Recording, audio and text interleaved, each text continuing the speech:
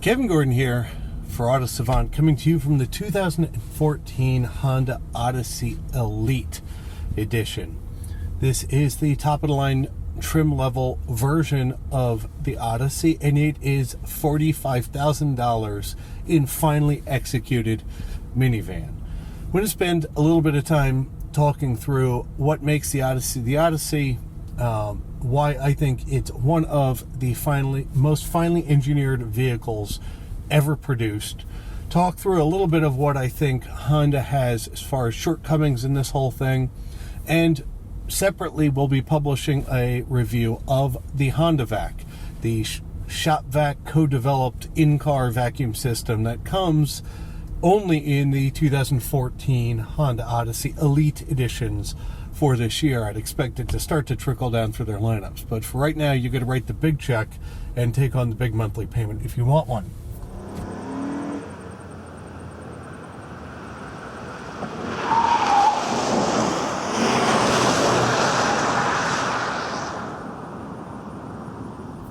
I'm of course starting this review from a Target parking lot, because where is a more common place to see a pile of minivans, of course other than at a preschool, than at your local shopping center. I'm also starting here because this sort of takes us through our normal morning commute, and if you're watching our videos for the first time, this is sort of how we do them, right? We drive through what would be our normal drive, try to get you guys impressions that you're not going to find necessarily in all the fact sheets that you can just go look up on the manufacturer's websites. Talk a little bit about competitive set of cars, other cars that might be like this one, and go from there. Starting off on what's different for 2014 with the Odyssey, as far as I can tell, it falls into three main categories. One is it has different wheels, which really aren't anything super special. The Odyssey's so big that 18-inch wheels like this rides on still seem reasonably small for the size of the rest of the car in the modern world. It has the new Honda Link infotainment setup. Listening to Opie and Anthony on XM right now. And it, of course, comes with the Honda Vac, the in-car vacuum cleaner that'll run for 8 minutes on accessory power, or will run indefinitely while the engine's also running in the car. Other than those pieces, the Odyssey's pretty much a carryover for 2014 from 2013. It's still powered by the same 248 horsepower, 250 foot-pound of torque, 3.5-liter V6 that has cylinder deactivation, made it to a 6-speed automatic transmission. The elite level of the Odyssey, like I sort of hinted at, to me is one of the cars that if you were building a list of the best engineered cars ever produced, should be on that list. I think that the Odyssey really could find a place in Acura's lineup very easily. The fit and finish in here, the feel and touch of all the materials that matter that you actually touch are extremely good. The little things like the way buttons are damped on the steering wheel, there's a lot of them, or on the center stack, all work really well. It's an extremely well thought out car. The other thing that makes the Odyssey special in a lot of ways, and different than choosing a 3-row SUV in the modern world, is the fact that because of the fact that this is really a car underneath, and it's fair to say that, say, if you bought a Honda Pilot, it's really a car underneath as well, but to get it up off the ground a little bit more and make it look more like an SUV should, they give up a lot of stuff as far as ride and handling characteristics. The way this thing rides, the way it drives, the way it steers, accelerates, and stops is as good as you're going to find in a V6 Accord these days. It really is a extremely pleasant to drive vehicle. And I don't get why more people wouldn't sign up for this over a 3-row SUV. The height of it makes it so that getting in and out of it is pretty much flawless. You don't fall into it, you don't step up into it. The seat's right where you want it to be. Getting into the second row is extremely easy for little kids and the elderly alike.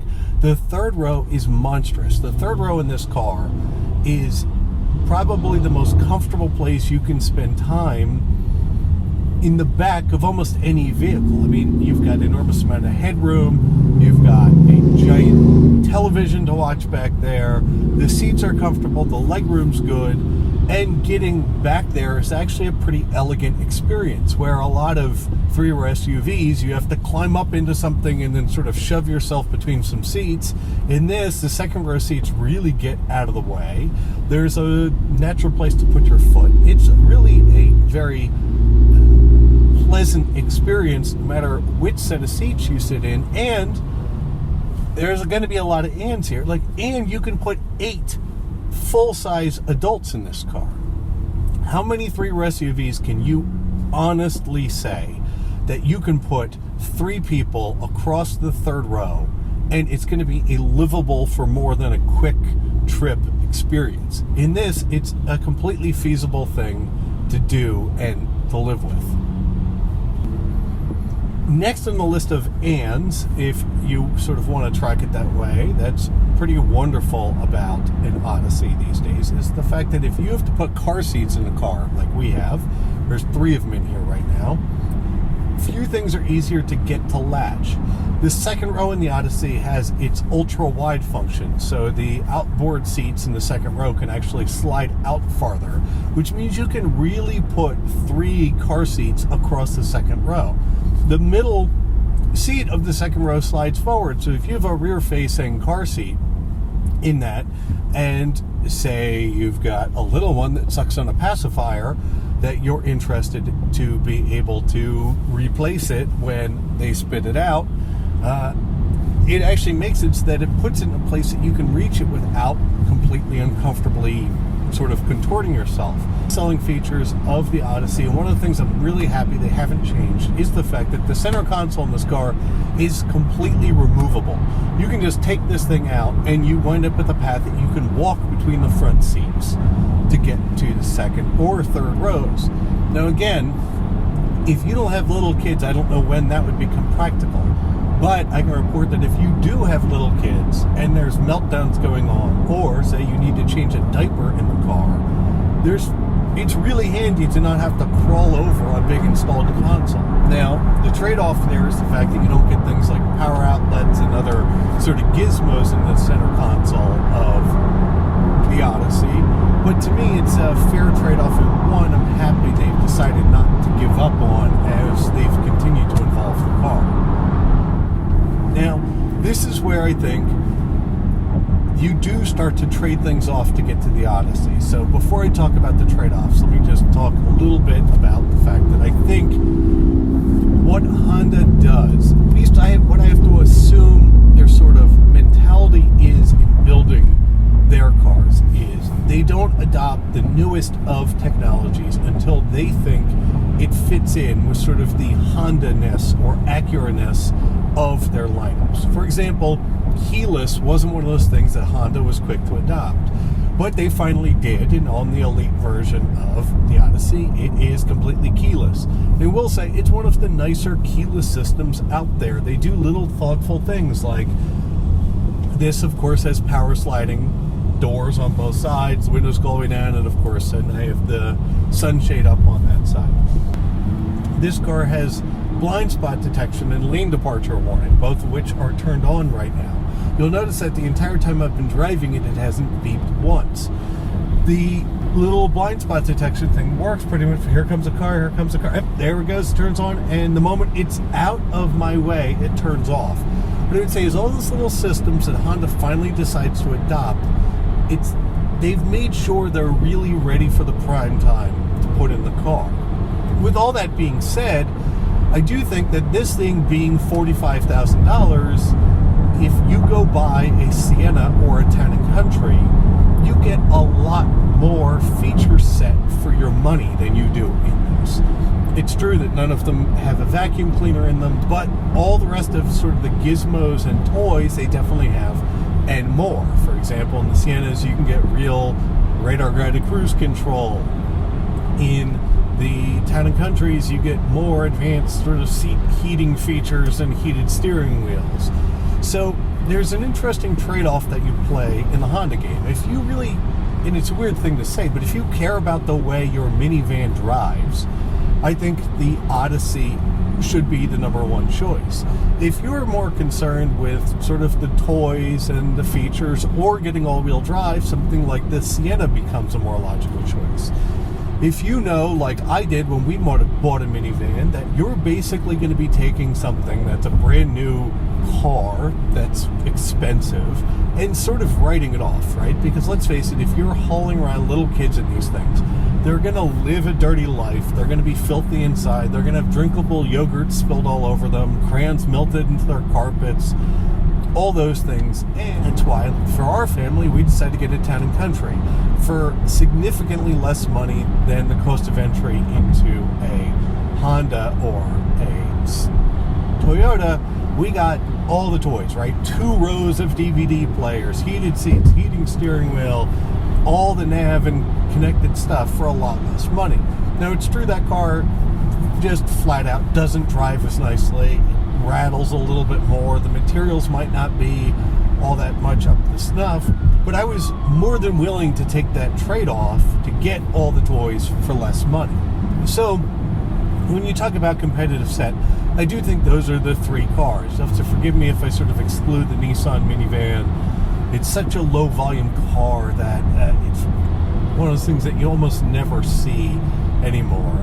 But I think that the Odyssey and the Sienna bring similar characteristics together, while the Town and Country winds up being actually a little bit smaller, so if you have to park in a tight garage space, it's a nice thing. The Odyssey is big. There's just no ways around it. This thing is wide.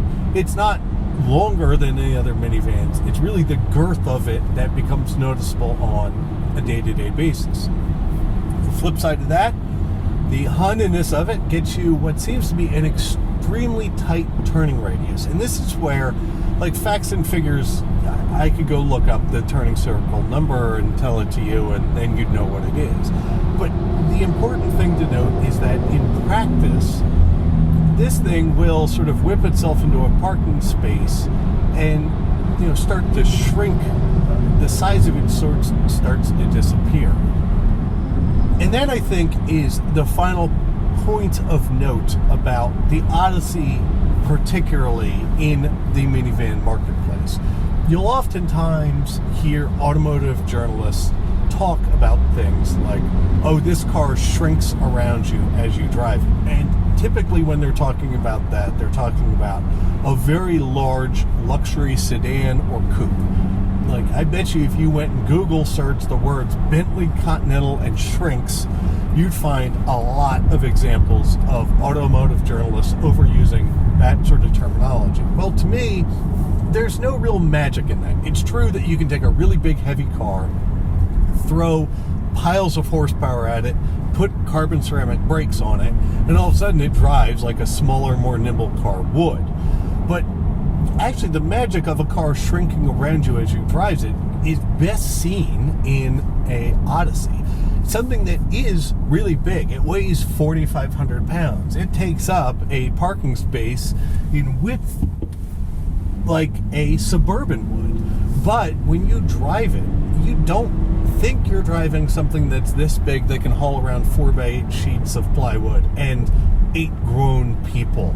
It does sort of disappear around you, and that's the reason why, if I could make any plea to all of you out there, it would be really consider how important the image piece of looking at minivans winds up being, and give one some consideration instead of a through SUV. The driving dynamics and sort of pleasure of this thing on a daily perspective, I gotta get perspective in all my reviews if you haven't noticed, is completely worthwhile. It's pleasant, it's quiet in here. You get all the Honda-ness of the way the transmission works, which is to say, always exactly as could be expected. So there you go, right? Not too much into the facts and figures of this thing, but really the 2014 Honda Odyssey, at least the Elite Edition, is as pleasant of a car to drive that has 3 rows of seats in it. It's capable, it's competent, it feels like it's going to be solid as a rock for years to come down the road, and really I can't think of anything else to date that's been built as a car that's more of an accomplishment of modern automotive engineering. And with that, I'm Kevin Gordon for Autosavant. I look forward to talking to you guys soon.